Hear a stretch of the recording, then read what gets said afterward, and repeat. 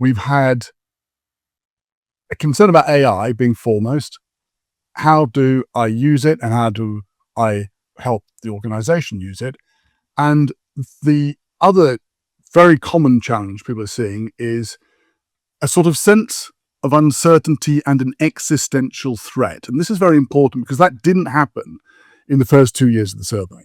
And this is something which is undoubtedly correlated with the release of AI, but not release of AI, sorry, but the release of ChatGPT, and the sense that now there is something which threatens me. And I think that comes through very clearly when you read all the words and you can boil it all down to that sense of uncertainty about the future for L&D. That, for me, is the key theme that comes through. Welcome to this Learning Uncut Elevate episode, where Michelle Parry-Slater explores a topic, skill, or resource to help you elevate your practice and impact as a learning professional.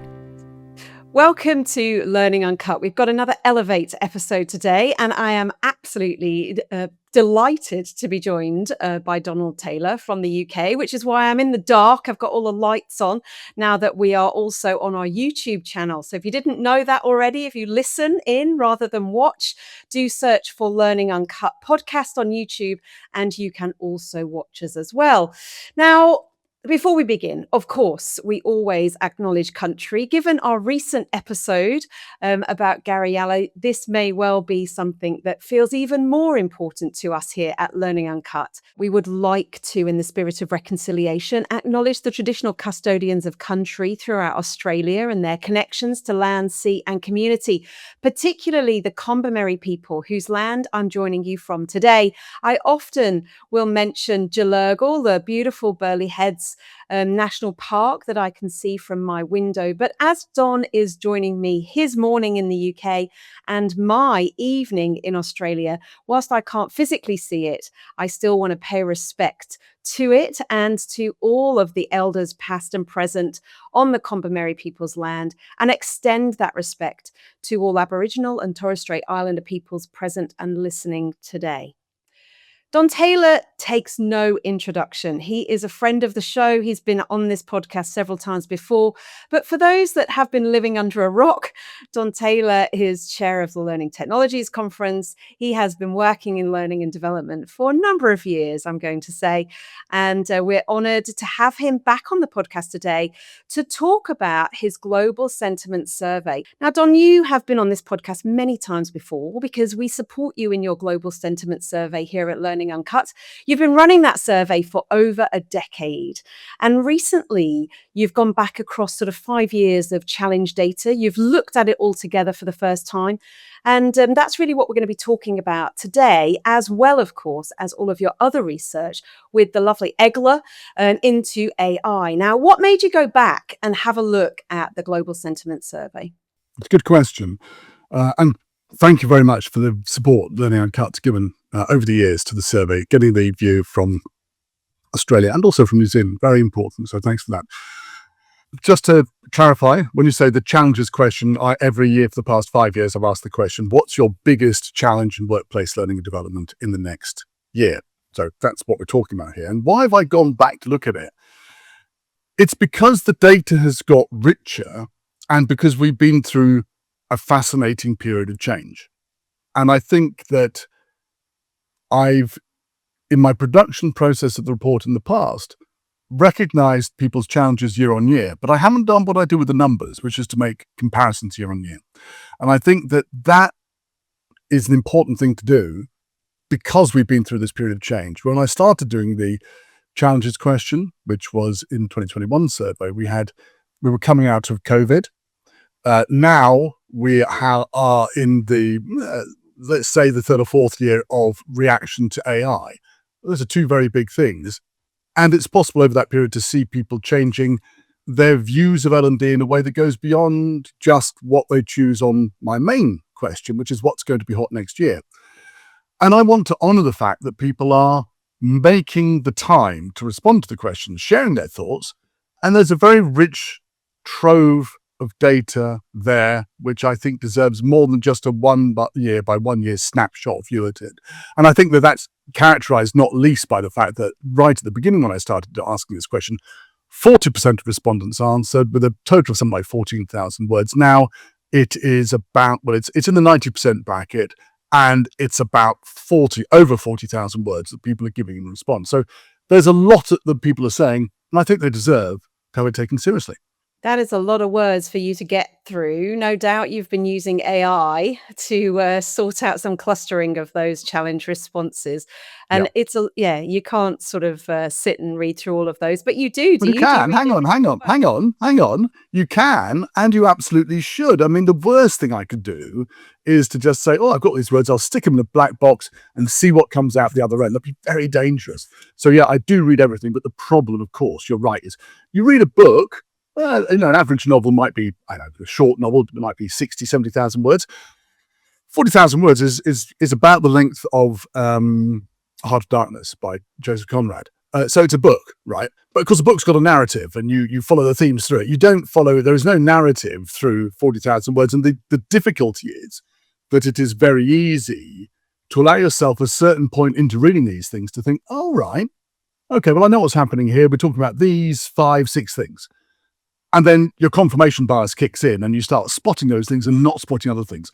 So it's very important to read through everything and then to use AI tools to help check and go through and spot what you've missed. Yeah. So what patterns have come through in those sort of, semantic clustering? Let's use the phrase. Yeah. Well, it is actually what you'd expect. There are a series of challenges that come through. There are probably 5 in total that come through. And these have been the same pretty much year on year, but there are 2 which are different to what we've had in the past. So in the recent past, we've had the recent past being the past 3 years, we've had a concern about AI being foremost. How do I use it, and how do I help the organization use it? And the other very common challenge people are seeing is a sort of sense of uncertainty and an existential threat. And this is very important because that didn't happen in the first 2 years of the survey. And this is something which is undoubtedly correlated with the release of AI, well, not release of AI, sorry, but the release of ChatGPT, and the sense that now there is something which threatens me. And I think that comes through very clearly when you read all the words and you can boil it all down to that sense of uncertainty about the future for L&D. That, for me, is the key theme that comes through. I heard you talking on one of my favorite podcasts, the Mind Tools podcast, about exactly this. And this sense of uncertainty, individuals are answering your global sentiment survey. So this is an individual fear that people have got, although they're talking about our profession. And I see it myself. I hear it when I'm talking to people, and it is uncertainty. As human beings, we like being certain. I mean, all of the research that David Rock has done with the scarf model, for example, we like certainty, but we're not living in certain times at all. There's just significant change, and you've seen those changes over the years that you've been doing this survey. AI is probably the most significant, isn't it? And so what are you doing about having that on the survey? If it's appearing more and more, what's the plan? What's going on there? AI has been on the survey since 2017, and it followed exactly the trajectory we expect. I spot something, I think, that's interesting. People will vote for that. It goes up for a couple of years, then it comes down. So like mobile delivery or curation, these are things which started off being popular and then faded away over time. And of course, as it was fading away, it was got to the stage where I'd almost taken it off the survey because it was so uninteresting for people when GPT came out, and bang, it went off through the roof. This year, in the 2026 survey, as you know, the responses to the question, what will be hot next year, AI, which had been number 1 for the 3rd year running, dipped. Now, it only dipped by 0.1%, so that's not statistically significant, right? You could as well say, well, it might have gone up, it might have gone down further. Yeah. But that rocket trajectory of it going up had definitely flattened off. What's the plan for the future? I've got to take it off the survey. I know it is absolutely what people are excited about and want to talk about. But if I ask people what's hot in L&D, and I have AI in the survey, it drowns out everything else. And I've decided that for 2027, it won't be on the survey. And I'll do a LinkedIn blog about this and I'll get people's reaction. I need to know, what are we doing with it? Because everything else on that survey, everything else on that list can absolutely be done using AI or not. And I want to know, well, what are people doing? Look, AI, and I've made this comparison before, it's not original, but it's a bit like going into the kitchen and saying, well, of all these things here, which is most important to you, your microwave, your fridge freezer, your cooker, or electricity? Well, of course it's electricity because it powers everything else. So we have to get behind AI and see, what are people doing with it? And I think there may be some other big changes to the list coming up for next year that we'll see, which will help me get back to the original purpose of the list, which is, what are people doing? And that's where the second new free text question comes in, which is, what have you done new this year in comparison with where you were 12 months ago? That's, if you like, a balance to the challenges question. And the idea is that 2027, I'll be able to look at that and say, well, how do these new things that people are doing match up to the challenges that everyone was talking about last year? I'm hoping I'll be able to say, oh, well, people recognize the challenge and they're facing it. Actually, that's already kind of happening, and that's very heartening to see. But anyway, so you asked the question, what's happening with AI? The answer is, that's the whole subject of an extra branch of research with Eglif in our SkyTer, which is the AI and L&D report. And I think that's where that's going to live now, and the Global Sentiment Survey will be separate from it. So you heard it here first, folks. Donald Taylor Yes, has exciting. killed off AI. That's what Well, that's the look, headline. that's bad journalism, right? You're taking a small thing and you're blowing up out of all proportion. But that is what's happening, is that people have so got this fear, this existential threat of AI, when I feel like we've been to this rodeo before. We've been to this rodeo when we first got e-learning. We've been to this rodeo when we first got email, internet. Huge things happen, Yeah. and people are afraid of them. And I think that that's perfectly valid. You know, we as human beings, we're primed for change, but living through it is difficult. Michelle, surely you're too young to remember us getting into e-learning. It's very flattering of you to say, but I think it's just the lights that I've got on my face. Well, I certainly remember it. Do you seriously think this is comparable to e-learning? Not really. I think e-learning was a thing. It was a tool, and we could look at AI from that perspective. It's a tool, but certainly the people's response to it feels very similar. Whenever we're in a any sort of discomfort as human beings, then fear is a natural response. And so I totally understand and respect why people feel the way they do. But then I often will say to people, look, we're glad we live in homes with electricity that you've just mentioned, that we're not out hunting our own food and living in caves. But that was the human condition at one point. I remember my grandparents having an outside loo. And, who would have thought it? We have them inside. So change is definitely something that when we're living through feels very difficult, but at the time, is really important. So anyway, let's not get down the change route. No, let's quickly just look at something here, because I think it's important for whatever else we might talk about. I think there is something qualitatively different about AI versus e-learning. E-learning, or rather we could say the birth of the web, in 1989, effectively, but it really came into prominence in the early 2000s. The birth of the web reduced the physical barrier to knowledge. Suddenly it was possible to access, in theory, all the world's knowledge through a device you held in your hand. That was it in theory. But the mechanism of getting that information to people remained that somebody had to find, filter, interpret, and share it, which is what L&D did. The qualitative difference with AI is that AI can do all those things: find, filter, and share it. The interpretation bit, it can do a bit of, and it doesn't do it terribly well, I don't think. But it doesn't do a bad job, and it does it incredibly fast and cheaply. And I think that the fear is valid, and it comes from the recognition that whereas in the year 2000, we could say, well, I can just produce a course, but I'll do it in a different way. And I remember doing presentations about blended learning in 1999. Happy days. That idea that we could shift back to what we'd always done, creating and sharing content, people now recognize is no longer the case. That uncertainty, I think, fuels people's fear, discomfort about what's going on. And I think that's valid. Yes, I think it's qualitatively different. I agree with that, and I think it's also the context with which the change is taking place, because there's real rupture in the world right now. Mm. There's, economic uncertainty, there's socioeconomic challenges around that, and so people aren't just living through one existential threat. They're living Mm. through multiple, and we have been for some time. And to go with that analogy I said earlier, we're glad we don't live in caves. We're glad we live in houses. But of course, if anyone's ever lived through a renovation, the dust and the mess and all of that. That's kind of what we're in. We're in a big reno right now. And this rupture, your research demonstrates it, doesn't it? This sense of redundancy and job searches and um, you know, leadership are sort of going to AI tools before they're coming to learning and development. Is this a surprise?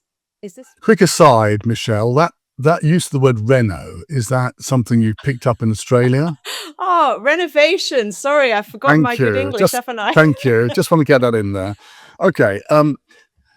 You ask, are we surprised that people might be bypassing L&D? No, not at all, because people, when they want to learn something, they want to learn it, they want to get on, and they see a need and they want to solve that need. And it could be not learning so much. It could simply be, I need to know how to do this one particular task. I go to YouTube, find out and fix it.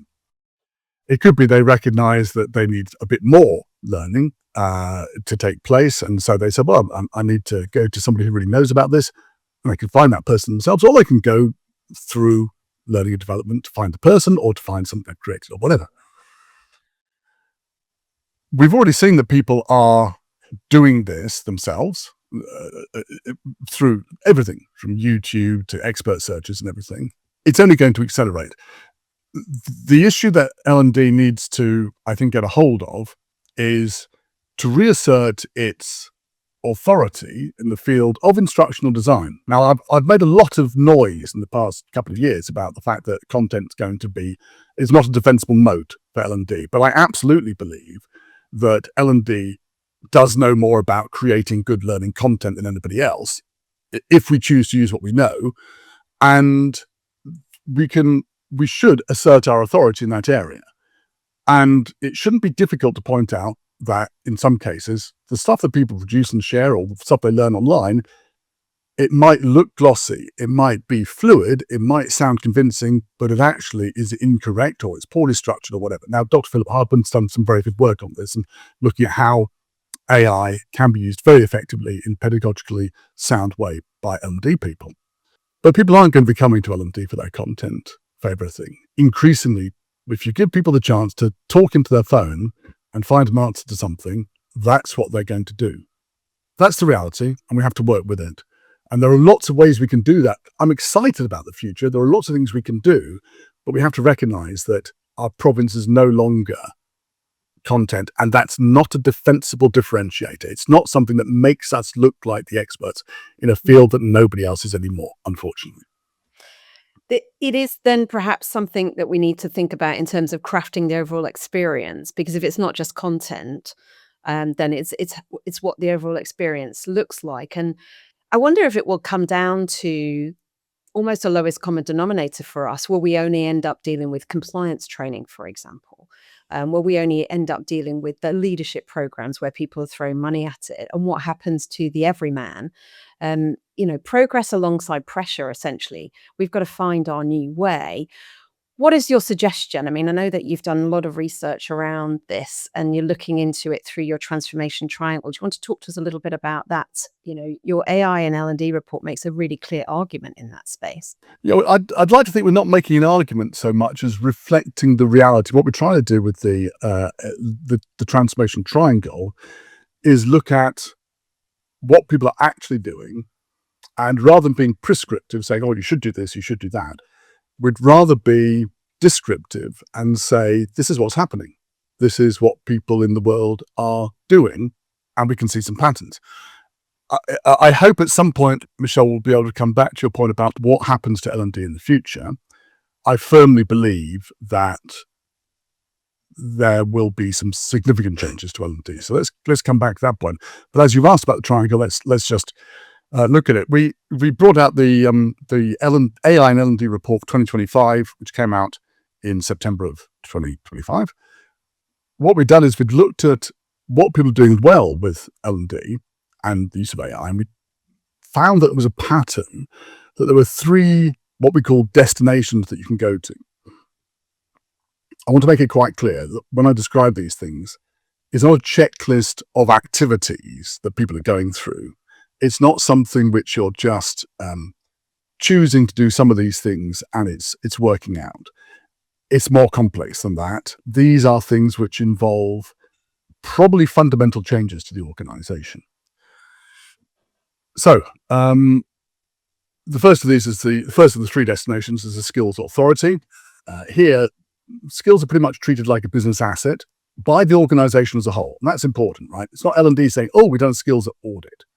Skills are treated as important by the organization as a whole. You know what you have, you know what you need to get, you know how to get from here to there. Everybody in the organization treats skills and learning as being consequential. And that word consequential is really important. It links all these 3 points.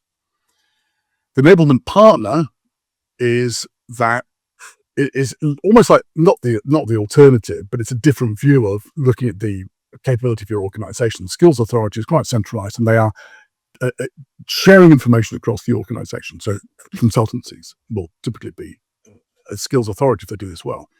An enablement partner is an area where you've got a lot of a diffuse organization. Very often, people know what they need to do. And very often, no matter how good your L&D department is, employees on the front line know more about what they need to do than you do, but that expertise is unevenly distributed. The job of L&D is to find out who's doing things well, or rather to enable people who are doing things well to capture, surface, and share what they've got so the rest of the organization can use it. Learning is still regarded as consequential. People want to learn this stuff so they do their job better. Managers regard people learning to do their job better as an important way in which people spend their time. You're in a hotel chain, someone in Sydney finds 2 minutes shaved off check-in time by doing something great. Get it up, share it, let the whole organization from Buenos Aires through to Berlin learn the same thing. Those 2 minutes really add up over the day. So that's 2 things: skills authority, enablement partner. In both of those, learning is consequential, and it's a central role of the L&D department. The third one is the adaptation engine.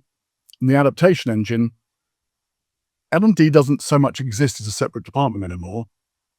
Here, we recognize that the environment, the systems, shape performance more than training does, and we regard it, therefore, as something which requires a systematic solution. You've got like a SWAT team that goes in, and it could involve people from what used to be called L&D, but they're now just part of a team that goes in and looks at talent, learning, training, skills, marketing, employee value proposition, all of these things bundled together, and finds out when there's a performance problem, whether it's a short-term one or a longer-term capability one, how do we unpick that, find the various components, and within that, solving that problem, if learning is part of it, of course that learning is consequential because the organization sees that systemic approach is vital to the organizational performance. So that's a lot of words to describe what I'm talking about, but that's the transformation triangle in a nutshell. We raised it in 2025. It got a lot of traction, and I think it gave a lot of traction because it gave people a sense that, right, AI isn't just a matter of doing what we do now, but more of it. It's a matter of changing what we do and how we approach our work. Edgar and I brought out another report for learning technologies where we talked about it in 2026 in May, and in April was the learning technologies. The report was in May. And of course, we'll be using that as a framework to explore what's happening in the next report, which comes out in September. I'm curious to know, from the feedback that you're getting from this as a suggestion, I mean, you talk about it as reflecting reality, and I think we've been in some of this space for some time, especially when it comes to that adaptation engine. that if we've not been looking holistically, if we've not been looking at the wider system, we're missing a trick. You don't just land L&D into a vacuum. You land it into a very complex organization, even if it's the most simple of organizations, because human beings are involved and we are naturally inherently complex. So I'm just wondering what are you getting reflected back to you, Don? Are people agreeing? Are they resisting? Are they giving you another direction? Are they asking which one should they choose? Yeah, all of those things.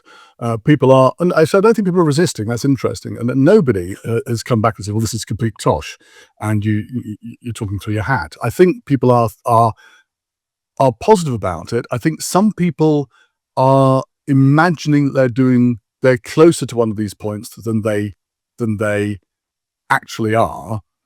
And I think it's very easy to say, well, we're doing skills, we've got a framework, we've got assessments, whatever. But that business of learning being consequential, and of the people in the L&D department sharing the information about it across the business, not because it's learning department saying something, but because it is a business asset. That's the cultural shift which most organizations haven't made on the skills side, although many are getting there. I think that the most common thing is that people are not they're not recognizing the drags that exist on the journey towards one of these 3 points, and they're imagining if they just do enough work and the leadership is committed enough, they'll get there. But it's more complicated than that, and they can be stymied on the journey for various reasons, and if they're held back on that journey, simply setting a vision and saying we have to change our mindset isn't enough. There are practical things that need to be done to overcome the resistance or the drags on that journey. Yeah, I would agree entirely, because what tends to happen is if you're just hoping that your organization will come along with you, or if you're just hoping that they'll engage in the change without actually perhaps setting some strategy, being proactive about what do you stand for now. We've already talked about how the default is leadership or people will just go to AI. So you become superfluous without actually fighting your corner. And this comes back to the point you raised earlier about what happens to L&D. Yes. And I think you're right. I think that this is not the position necessarily of Egler, but this is my view of having been in this field for a long time. I think we're facing a point where there'll be two types of L&D in the future. One will be a strategic type of L&D where people are doing stuff for the organization as a part of the organization, and learning is seen as a consequential and important way of solving short-term performance and long-term capability issues. At the same time, there'll be the necessary stuff: compliance training, onboarding, anything where everybody has to get themselves from here to there, and you have to know that everybody is there. And there'll be leadership training as well. But I think leadership training might be slightly outside that. I think that those two bits, the compliance side of training and the strategic learning development bit, may end up being two completely separate parts of the organization. The training bit being called learning development or something else, the strategic bit being called something completely different. What's interesting in Australia is I actually see their split already. So, Oh, really? Yeah. So oftentimes compliance will be owned by governance or risk, not even by L&D. Leadership will be owned by OD. There's this real correlation between organization development and leadership here, which is quite fascinating to me, because I see organization development as something entirely different, totally different domain. And leadership kind of tends to sit under that here. And then you've got strategic L&D doing discretionary programs, doing programs that are sort of in a separation from compliance. So it'd be interesting to see. That's one culture separate from what we've experienced in the UK. We may have, 105 countries took part in your global sentiment survey. There may be 105 interpretations of that future of L&D. But to your point about you've got strategic and you've got sort of pragmatic, as two separate entities, I can really believe that to be true. For me, what concerns me, especially as I see this in this governance owning compliance, is that it's not about the adult learning principles. It's not about the learning experience. It's actually about ticking a box. It's about, the reason for learning in the first place. And I wonder if there's any reflections on that in what you've been finding as your report and your research. Why are we doing it in the first place? If we can just go to YouTube, or if we can just ask AI, create as a course in 5 minutes, why bother having a strategic L&D approach? Why bother having instructional design that we know actually works? Well, there's a lot in that question, Michelle. I think let's go into the compliance bit for a second. I think we shouldn't underestimate the importance of compliance, and we shouldn't underestimate the value of it to L&D. So it's valuable to L&D because it's a shop window. If everybody in the organization has to do something, then they're going to judge you by what the compliance training looks like. And unfortunately, if you regard the compliance training as something which you just have to get through as an instructional designer, I'm not suggesting everyone's like this, but certainly a lot of compliance training is very dull, and it's not seen as being learning by either the people who participate in it or the people who create the content. The result is that they then see that everything they're learning into a department is going to be like that. It's a very negative experience which spills over. So I think we need to take it seriously. But the other point is that why would we bother with instructional designers? I think organizations that recognize the importance of compliance know that it's got to be done right. And the best way I can describe this is the words of a lieutenant commander in the Royal Navy who said to me, Donald, when we go into action, I don't want my boys having learned how to fire their guns from Wikipedia. There are some things which you just have to get right. For less exciting things like financial regulations, right? You've actually got to know that stuff. You've got to do it right. And if the compliance isn't done properly, two things can happen. One is, well, somebody comes along, sees all the boxes aren't checked, and takes away your license to operate. That's bad. But worse is somebody does something rogue and they do it in the wrong way because they didn't learn something. Now, of course, people can learn things and still do things in the wrong way. It's not a guarantee that they won't do. But if they weren't given the opportunity to learn how to do it right and they go and bring down the bank, that's a lot worse than the previous option. So compliance is something which too often gets a bad rep and I think needs to be taken more seriously. But unfortunately, that's one side of it. The strategic side of it, if you like, rather than the compliance side of it, will only be taken seriously by organizations which think that learning is a crucial part of dealing with the 21st century. And I don't know, I'd be interested to know what you think about this, Michelle. I don't know that there is much that L&D can do to shift the culture of an organization and their attitudes towards learning and performance simply by doing their job well. Maybe there are other things they can do, but it's very difficult to change a whole culture of an organization. What do you think?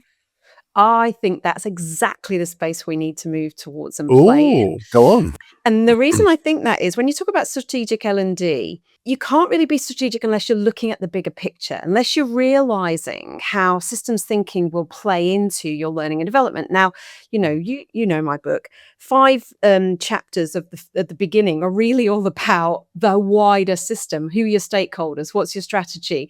The kind of approach that you're taking, because I genuinely believe that we need to influence in the right way.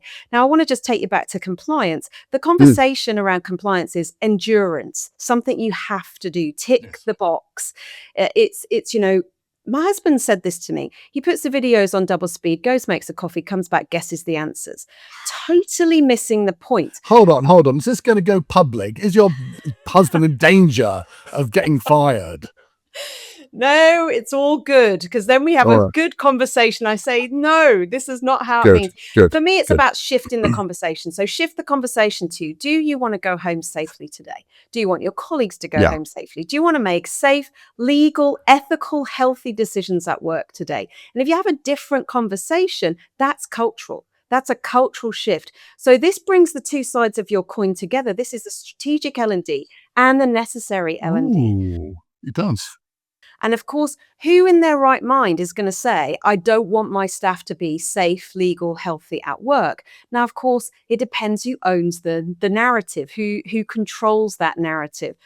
What's interesting is the judiciary are starting to make the shift. So in Australia in January this year, there was a case brought. It was a sexual harassment case, and they were legally compliant. They ticked all the boxes. But the judge ruled that it wasn't sufficient to do e-learning whilst it was a casino, whilst out on the casino floor. You can't actually be learning behavior change if you're not concentrating on the learning. So to my husband, putting the video on, skipping off and guessing the answers, that ticked the box, legally compliant, but actually that's no longer enough. So I think that L&D needs to really focus in on what is strategic L&D. What value are we bringing? AI can help us surface the case law, but actually how do we apply that case law in play? How persuasive can L&D be in this? How much contact do they have? Because we know the culture comes from the top of the organization. I'm not saying we can't do it, but I'm saying, do you think it's possible? Have you seen organizations where they have done it? I've seen organizations that are getting interested in it. And to your point earlier, lose their license to operate. There's been organizations in Australia who have lost their license to operate, and they are now operating through a governmental board. In order to regain their license, they need to look at these things differently. And, there's a lot of licensed organizations here. So we've got mining, we've got gambling, we've got all sorts of different organizations, and they're replicated across the world. But for me, it's not even about your license. It's about the right thing to do. It's about human beings in the age of AI. Oh, of course, but it's tough enough getting in to see the CEO and saying, we need to get the licensing right to keep the business. Talking about the higher picture will work in about 1% of cases. Sydney Savion, who was CLO at Air New Zealand for a while, did a really good job there with persuading the regulators to take a different approach to learning and making it much less around checkboxes and much more around actual behavior change. She's now back in New York working for a nonprofit, I think. But it is possible to do it. I think it takes a lot of energy and time and commitment. Well, it's interesting that you mentioned the regulators. Talking recently to an internal auditor, so this is an external company that comes in and does internal audits, and they said that they are really copping the flack.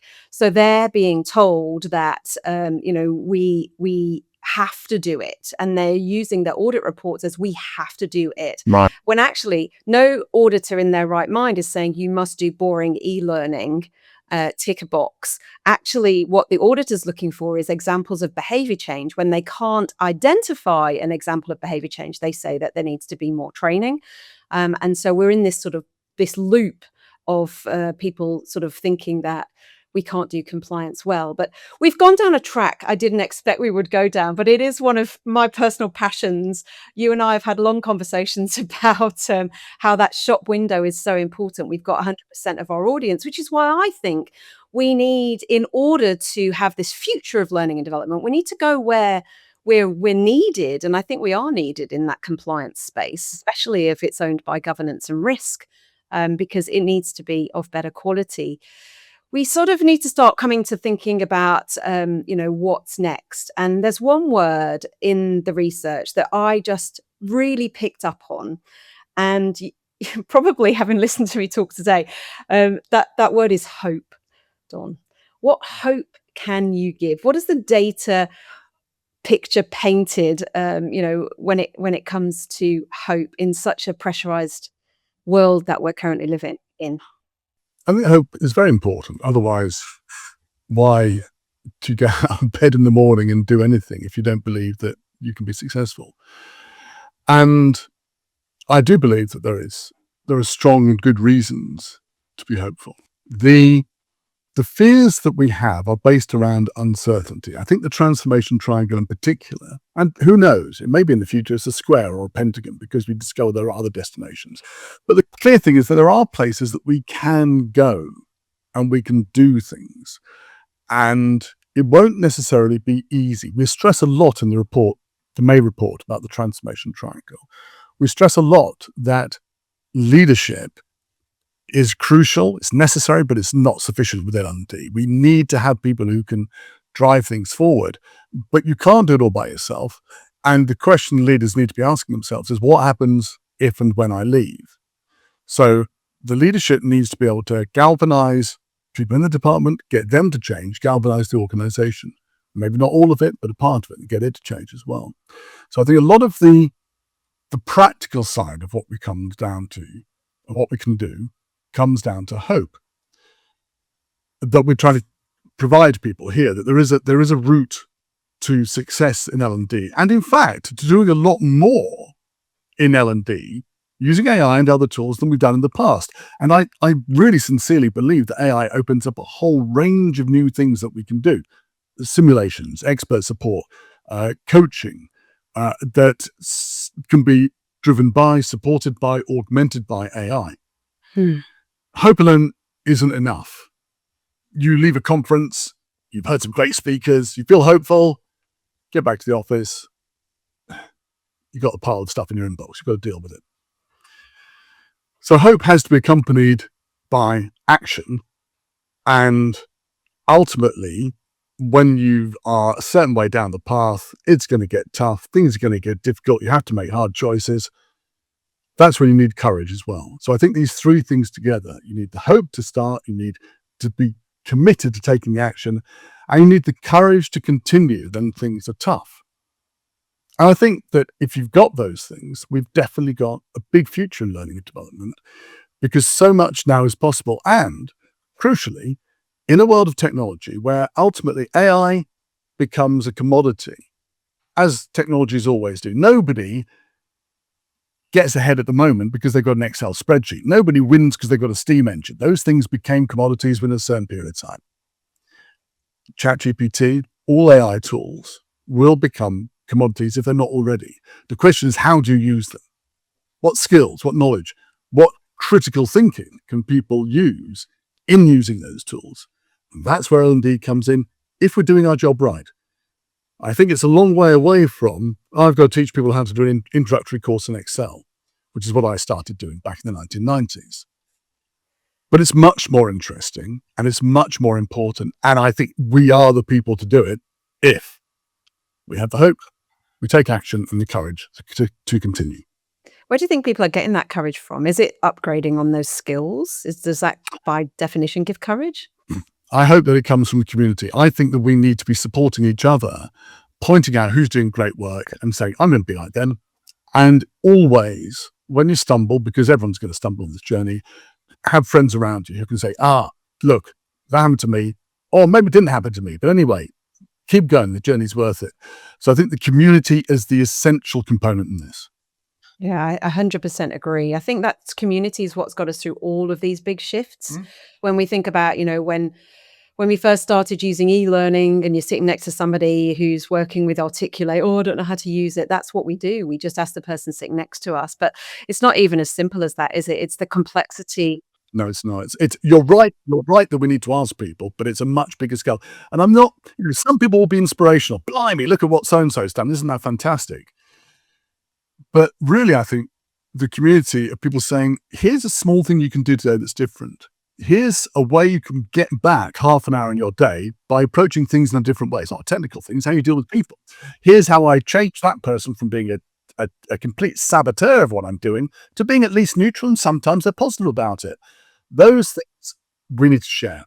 And that's why I'm a firm believer in conferences, yes, but also online communities and sharing generally. And I think on LinkedIn, online events, your podcast, everything, it's really important to hear how other people are doing. It's a reality check and an inspiration to give you that bit of courage.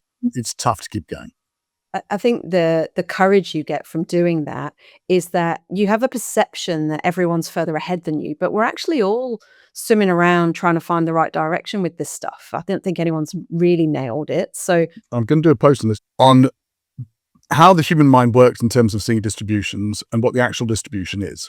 So in our minds, we typically think about things as a normal distribution, classic bell curve, which is fair, average height, weight, everything, great.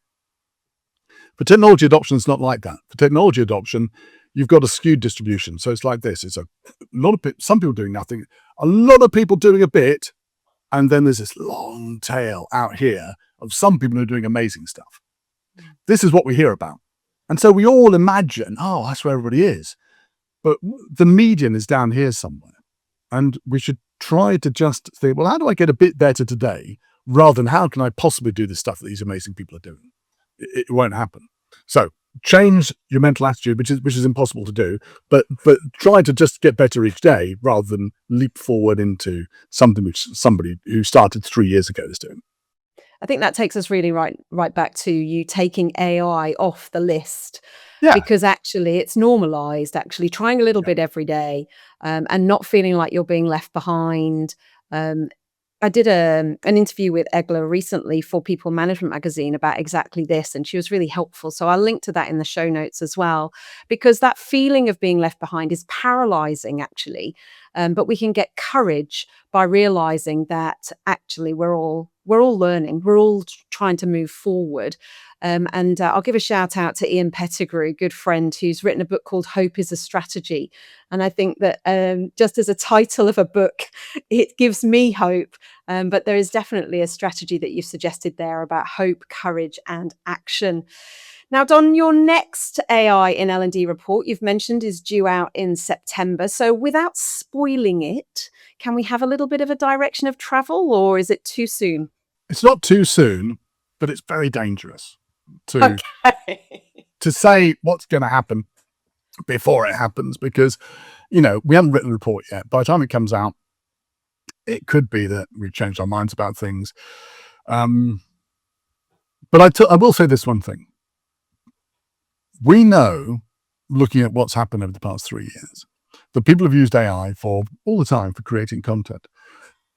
But how they have used it to create content has changed dramatically just between 2024 and 2025 and 2026. Well, at least between those first 2 years. Because people have shifted. They're still creating content, but they're doing it in a very different way. They've gone from asking ChatGPT a question and copying and pasting the answer to using it as a sparring partner. That's one very simple example. There are lots of other ways in which it's being used differently. I can predict that trend will continue, and not only will that continue, but also that the base of people who are doing that thing differently, which is a fundamentally different way of creating content to how we've done it in the past, that base will grow.